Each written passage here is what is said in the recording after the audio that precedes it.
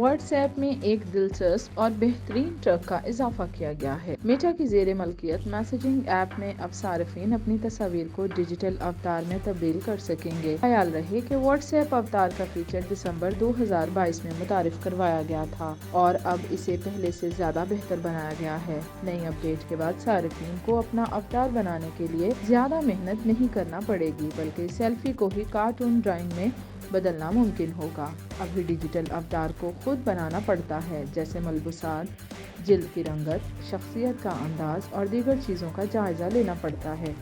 مگر اب جو اپ ڈیٹ کی جا رہی ہے اس کے تحت آپ کو بس ایک سیلفی اپلوڈ کرنا ہوگی، جس کے بعد واٹس ایپ کی جانب سے مکمل اوتار تیار کر کے آپ کے حوالے کر دیا جائے گا۔